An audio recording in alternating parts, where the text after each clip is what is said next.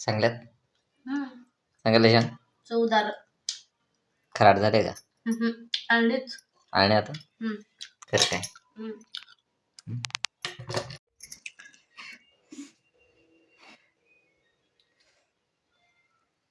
आणल्यात ना कर हो ना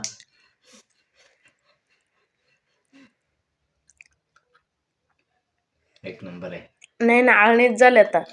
खराट लागत होत्या बरी मीठ टाकायला पाहिजे मीठ टाकून खायला पाहिजे गरम आहे मस्त